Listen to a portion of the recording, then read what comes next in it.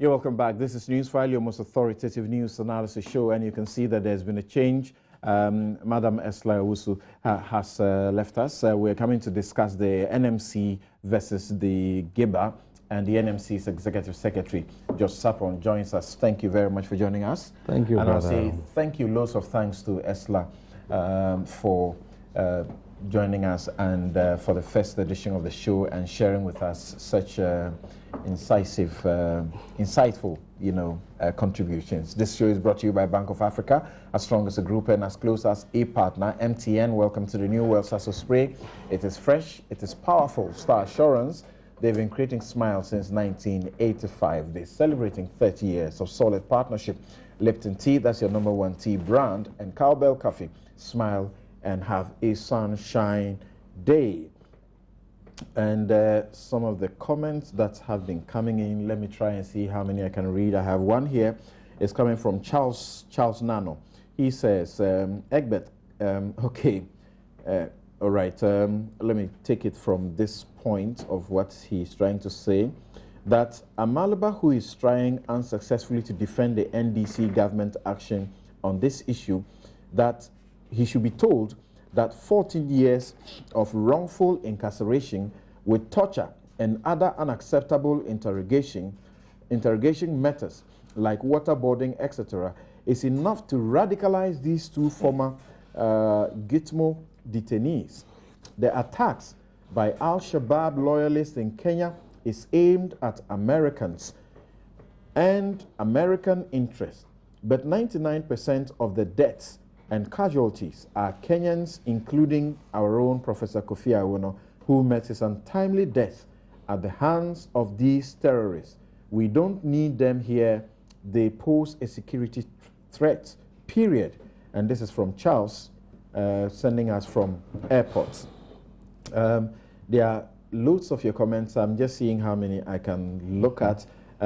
This one is coming from a good friend of mine, Yao Pong. He says, I contend that, and he's quoting, I contend that for a nation to try to tax itself into prosperity is like a man standing in a bucket and trying to lift himself up by the handle. And he's quoting Winston Churchill. Stephen Echampong says, these guys are high risk to even US. How much more Ghana? They are from Yemen. Send them to their country, period. Sofo Yamusa in Kumbungu says, I'm not too sure Ghana has the capacity to handle these dangerous detainees. Ghana's security is under serious threat, especially so when we have Taliban groups emerging in our country. Not too long ago, Taliban brothers were caught with AK-47. Who knows? Tomorrow, it might be bombs. The government must have a second look at this decision. Jerry Amponsa Sabato in Takoradi says, EC Chairwoman Charlotte Osei's attitude towards the legitimate demands for the credible voters register is quite appalling.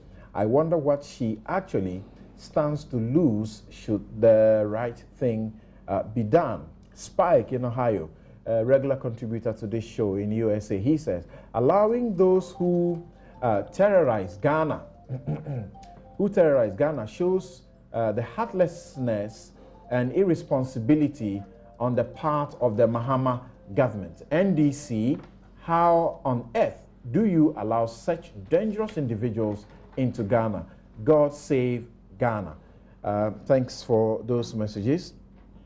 I admit there are just too many, and we just can't read all of them.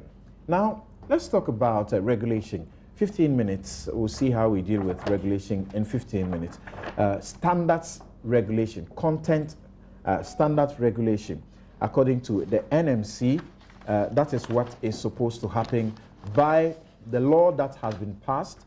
The LI is the National Media Commission Content Standards Regulation 2015. Now, before we look at that quickly, it is under the hand, it's been signed by the chairman I see the signature of Mr. Cabral Blay Amehe. That's the former chairman of the NMC. And this is a book written by Cabral Blay Amehe. I Spoke for Freedom, History and Politics of Ghana. And in page 73, he says something that catches my attention and I want to read.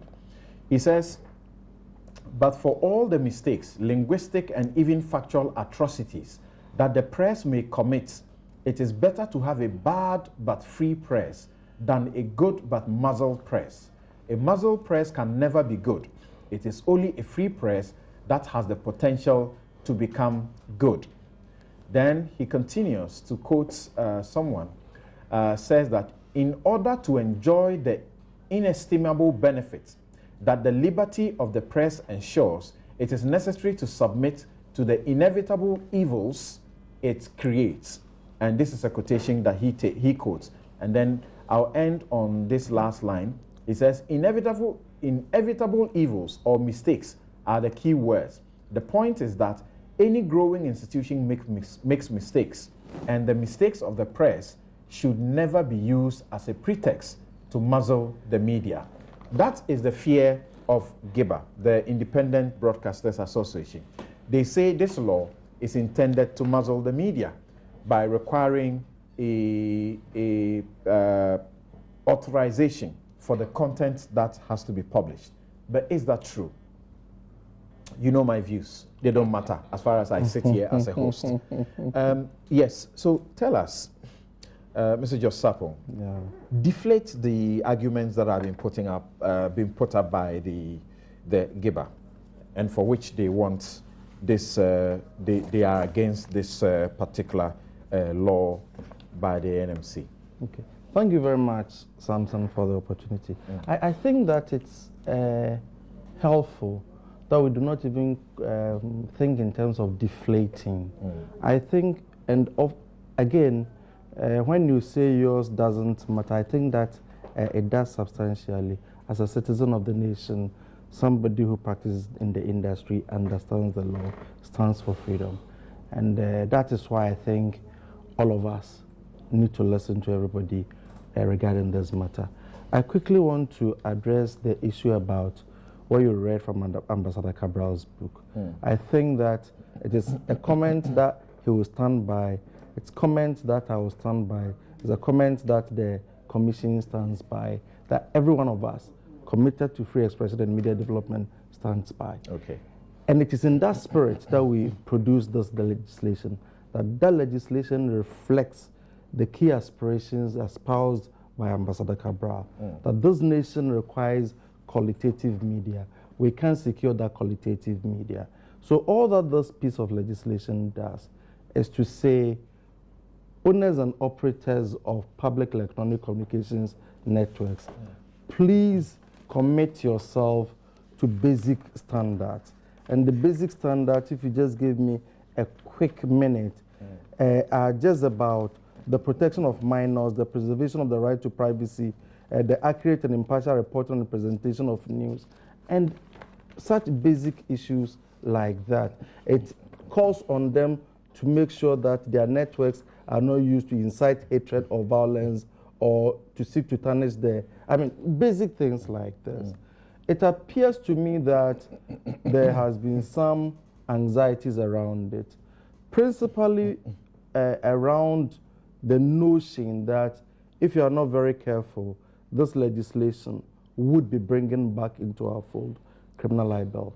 I celebrate all those who stand against criminal libel and what it stands for, because that is exactly all of us oppose. And I give them the greatest assurance that this law is not about that, and that all of us need to work together to ensure that we do not create an environment that restricts media freedom. Within that same framework, the good that we seek from the society, we should not destroy with an environment that is unregulated. Regulation 3.1 says that, Regulation 3 sub-regulation 1 says, an operator shall not convey or permit to be carried content on a public electronic communications network, a public electronic communications service, or a broadcasting service without obtaining a content authorization from the commission. Yeah, all that is saying is that in broadcasting, we say, all over the world, there is nowhere that you do not require authorization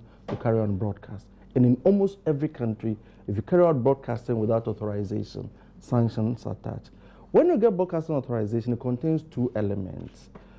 The standards, technical standards and content standards. I think that there is something emotive about the use of the word content. I think all of us need to read content in this context from a very technical perspective in broadcasting legislation. We use it only to distinguish it from technical standards. So if you if you just give me a second, I'll show you, this is the content license form in the UK from Ofcom. And you can see this is a television licensable content service instrument. In every country, it is done. All that you do, in some countries where they have converged regulators, they may choose to give you one license that embodies both. Even with converged regulators like Ofcom, they separate them. So essentially, Samson, let me conclude by saying it is legitimate that some of our compatriots insist that as a constitutional body, NMC should not do anything that seeks to undermine the freedom that the Constitution guarantees us. We take that very seriously, and that feeds into the legislation that we've put together. There is no fears. Nobody should have any anxieties. Okay. Egbert, you are both a lawyer, and then you practice this, and you've been doing this for a long time. In my own, casual review of the law, I termed it as a new law that makes the NMC lawmaker. It makes them the enforcer, and it also makes them the courts in their own course. And what they are doing actually is that you provide your content and seek authorization. They'll go through it and authorize you. I'm sorry, you just will supply what the law says. It's not the content. You provide your program guide, your program guide for them to approve. And all of these come with sanctions. If you don't meet the requirements that they expect of you, you will suffer sanctions. And let me just quickly look at this. For example, when you are going for the renewal, sometimes when the authorization they give you, if you are erring, or you are getting it wrong, or you are breaching the authorization that they give you, if you are breaching it, they'll give you a 7 days notice or so. Now, within the 7 days, you can remedy the wrong. Now, when you remedy the wrong, you are still liable to pay an amount of 36,000 cedis minimum as penalty, or you pay a maximum of 240,000 cedis for that after you have rectified it. Now, they also, in addition, can revoke the content authorization that they have granted you. They'll revoke it. What it means is that you'll be banned. You can't operate as a broadcaster. And then finally, there's a penalty. There's a penalty for about 660,000 Ghana cedis if you are taken to court, and about 600,000 Ghana cedis if the maximum that they should charge. You could get 2 years imprisonment, or you could get up to 5 years imprisonment for flouting this content. Let me say that I am opposed to this LI, but it is law as we speak, and the cure to that is that it has to, the constitutionality or otherwise of it has to be tested in court.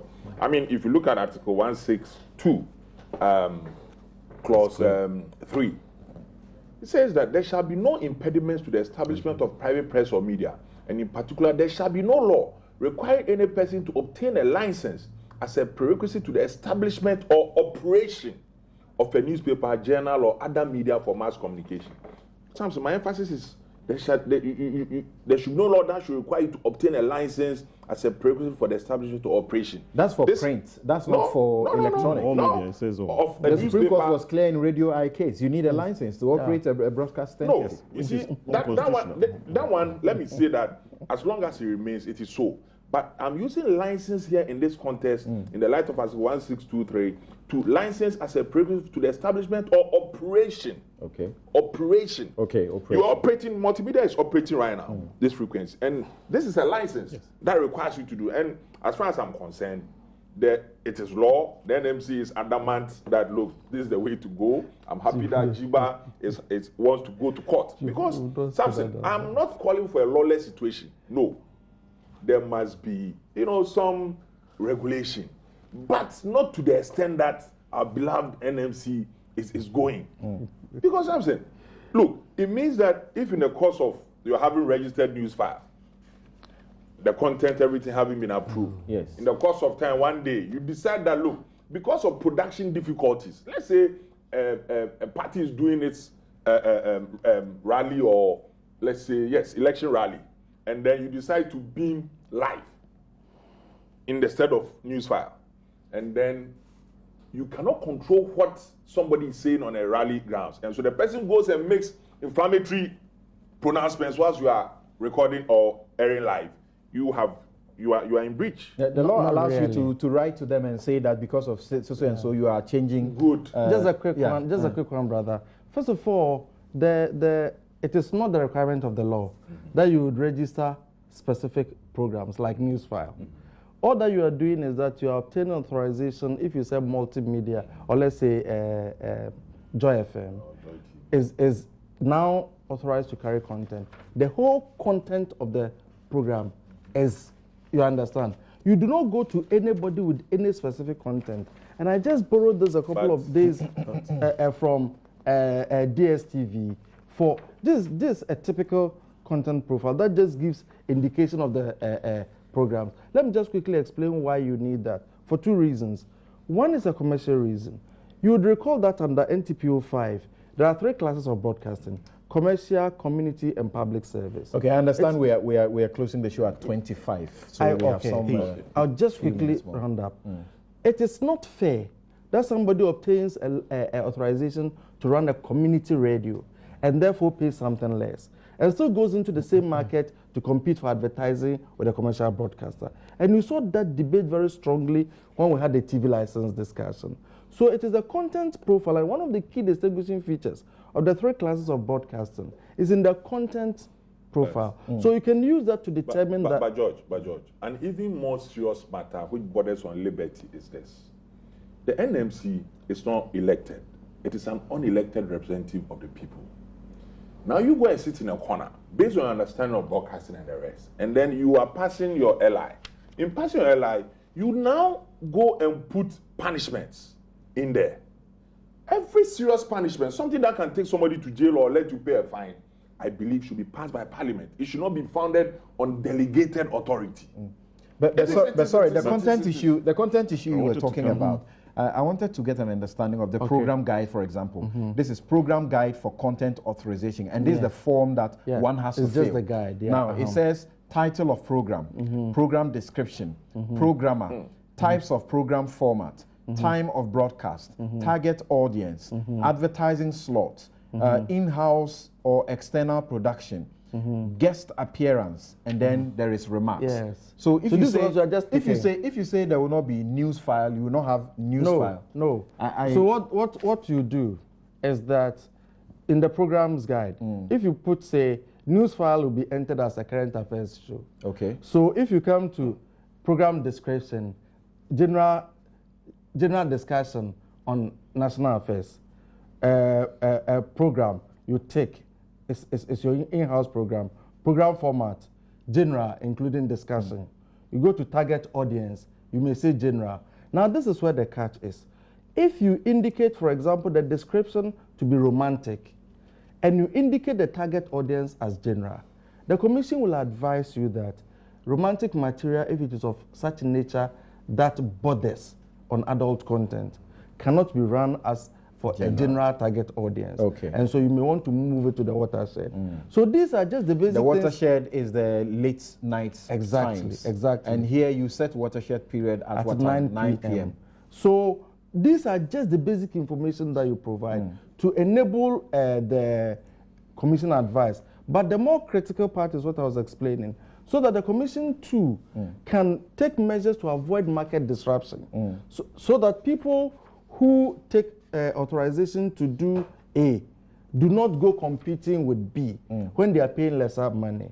The other reason why this is also very useful, as we move into digital migration, the nature of television broadcasting is going to completely change. Most of the TV stations who are doing analog broadcasting now may not need frequency at all to broadcast. It is the multiplex holder or the DTT that holds the frequency. So those who would be connecting by fiber or unlicensed spectrum from their production center to the DTT may not need spectrum at all. In that case, they don't need any license from NCA. What it would mean is that the TV market will be a free for all.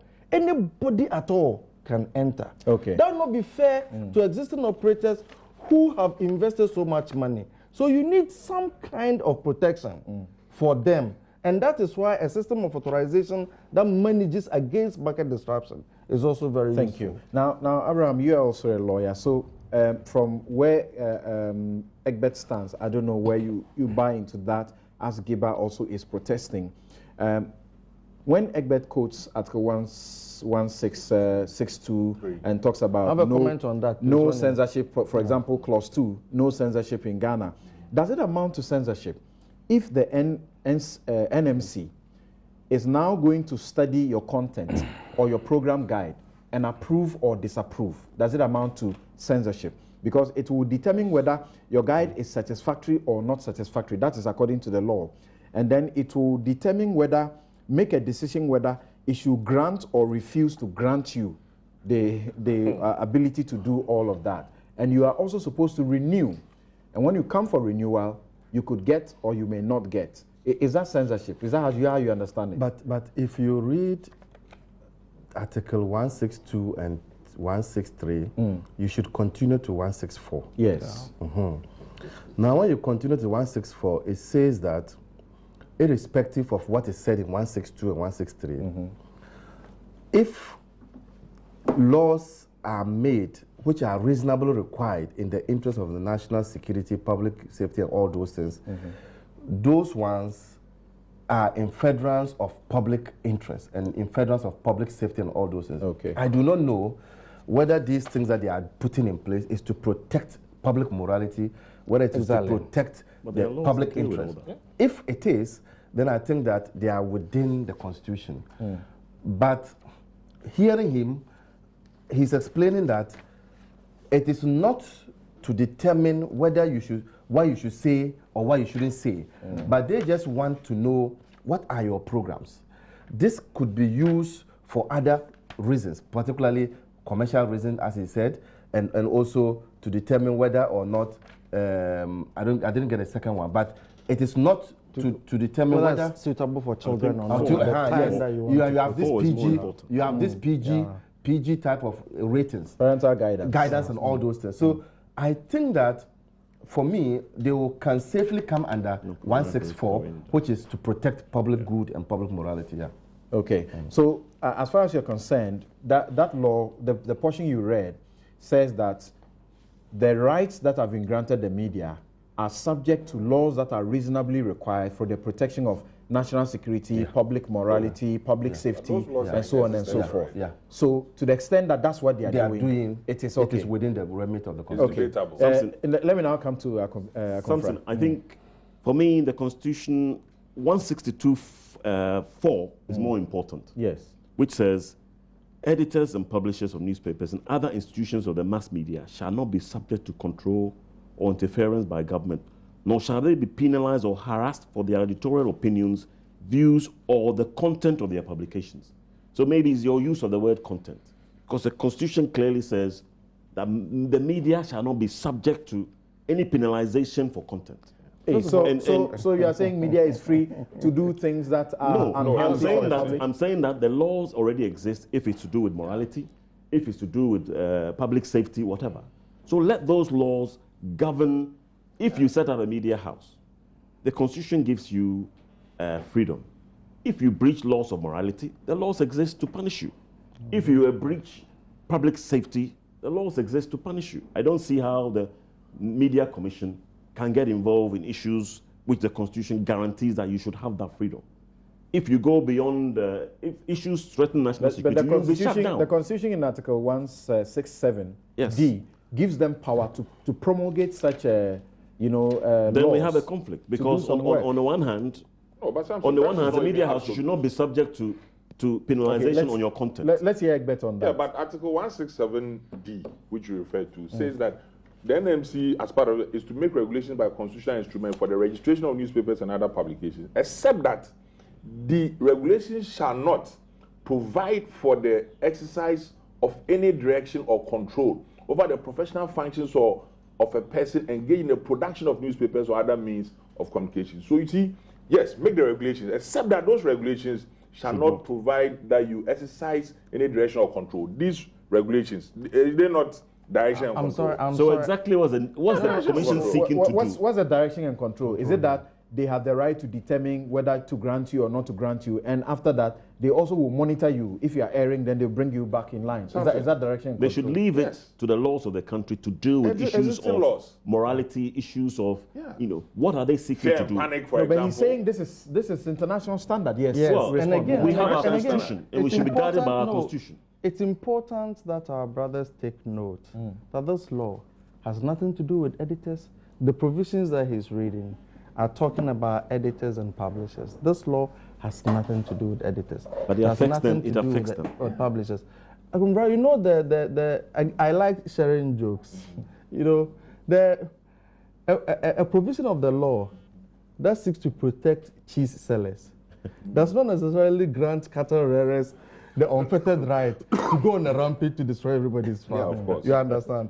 This provision you are reading has to do with newspaper registration and the fact that No. the 167 Freedom you and read. independence of the Yes. media. No, media. the It says please. other means of mass But take communication. note that take note that, please, let's not get into.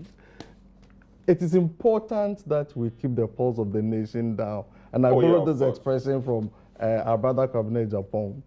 I think that this provision this law we are talking about has nothing at all to do with editors.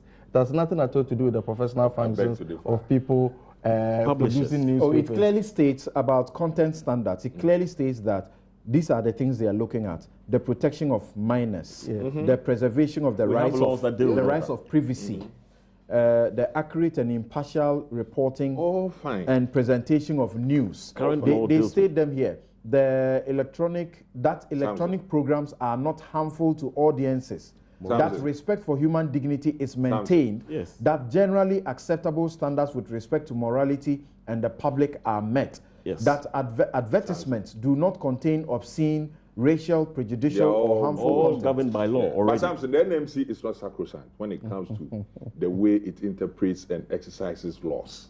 The right place to go is the Supreme Court, because I think it's a violation of the I'm constitutional confident rights Supreme of That's the place to go. Because Samson, I believe in NMC. I think that it must be assisted to deliver on its mandate. But I also would take exception to an NMC that wants to overstep its boundaries. Interesting. I think that is as far what as you're is happening. concerned, there's no overstepping of any boundaries in this So, regard. and we shouldn't also Right. panic at all. Initially, because actually, some journalists felt that what it meant was that if I'm going to call Egbert in the morning to speak to, I need to clear with the NMC That before kind I of do You were that. saying stakeholder engagement before this. Yes, there was. Interesting, very interesting. Your Now, paper failed to I'm attend. sorry, but we have run out of time. Thank you very much. Thank you very much, Niyama Akomfra, General Secretary of the Convention People's Party, Egbert Fable, who is a private legal practitioner and also a media person. George Sapong is Executive Secretary of the National Media Commission. Abraham Amaliba is a private legal practitioner and is with the NDC. Thank you very much, Esla Owusu Ekofo, and also to Madam Charlotte Osei of the Electoral Commission. Have a good afternoon. I'm Samson Ayenini. Newsfile was brought to you by Bank of Africa. As strong as a group, as close as a partner. MTN, welcome to the new world. Sasso Spray, fresh and powerful. Star Assurance, your solid partner. Lipton, the #1 tea brand. And Yumvita. A delicious way to grow.